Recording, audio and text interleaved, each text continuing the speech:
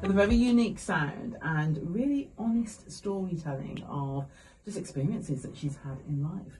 And she has been here before, so we catch up with her from time to time, and now is one of those times. Thank you so much for coming in, Beebee Bassey. How are you, honey? I'm well, and you, how are you? I am good. I'm loving the jacket. I'm loving the red and the sparkly. Oh, thank you. Yeah, like, she's showing that she's a star, and we love to see it. Right, so for anyone who is hearing you now for the first time, give us a little bit of a quick introduction. Who is Beebee Bassey? I think I would say I have my own genre. Over time, I've been able to create my own genre called Soul Fire, which is a composition of both soul, rock, R&B, gospel. And so on stage, I am fire, and I put all the passion and everything I've been through into my music. I grew up in the church, and my both parents are ministers.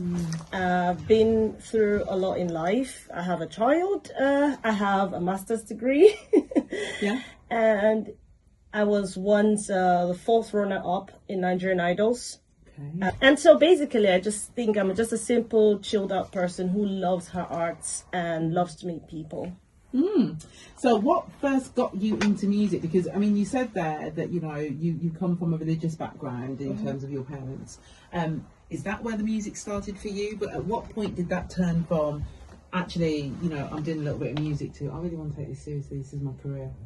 So I started in church, so basically my parents got me my first guitar on my 20th birthday, and I started singing. And when I went for Nigerian Idol, that was a point where I was still trying to figure out who I really was in music, and I still tried to find myself. I released a few songs, and I think last year, 2025, after everything I've been through for a while in my relationship and everything, I found myself.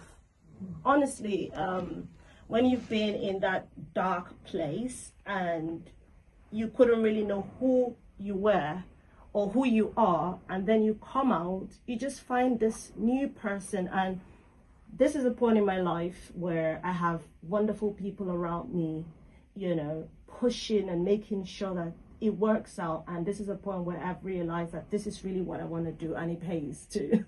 That always helps. That definitely helps. I mean, obviously you're from Coventry, you're living there. Does that have any influence on the music and how you create music? The way I create music it's more like, for me, music is healing. Music is survival. I don't know. So when I first wrote my first song, Incredible God, I would say it was when I had 2 surgeries in the same year. And I was scared I might not be able to have a kid and all of that stuff. And I went out of that surgery healthy and strong. And that's when the song Incredible God came. And when I wrote my song Toxic Places, I was in a domestic abusive or relationship at that point. And I wrote the song based on what I was going through, trying to heal people outside while I was still going through. And I was speaking words like, I know it hurts, well, girl, brace up and speak your truth. And I couldn't even speak my truth except through the music. And then when I was able to eventually step out of that place, I came up with different songs. And that's where Hold On to Hope came, because that was a point where I was homeless, trying to hope that something would change, and something did change. So my music just not only heals, it's more like a prophecy. And then Stay Too Long in the Storm, the song about to be played, is a song that talks about every drama. And I'm not saying it's 100% perfect yet, but there's a story. Every issue I've had, every struggle I've had is put into that song. And now I've been able to come out of that storm. And I feel, at first I felt drained, but now I'm getting back myself. I've been able to gain some more weight from gaining, well, I was then like 51 old bones, and now I'm like trying to walk on my way to lose some weight.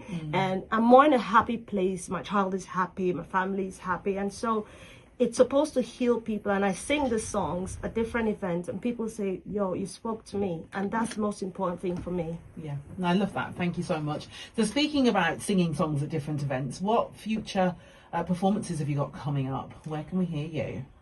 So currently I work with a band, and I was invited after a big concert. Well, more like a battle of the bands kind of thing. I was the only black girl there with a full white band, and my band was now picked to perform at the Kenilworth Grand Show. That's the Lions event, charity event, and I think that's going to be really big. It's on the 13th of June. Yes, and I think it's going to be amazing. I would love to see everyone come, whoever is listening. Time for us to hear your song. Woo! I'd like you, I love that. I'd like you to introduce it for us, please, so that we can play it. Tell us a bit about it and introduce it.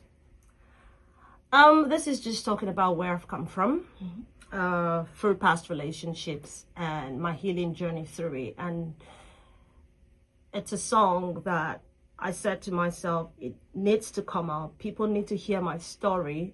Maybe not verbally everything I've been through, but through music. So if you want to know a bit of what I've been through, and sometimes it aligns with other people's journey, I think that's what the song is about. But this time around, I'm saying I'm flying. This is Beebee Bassey with Stayed Too Long in the Storm. I stayed too long in the storm.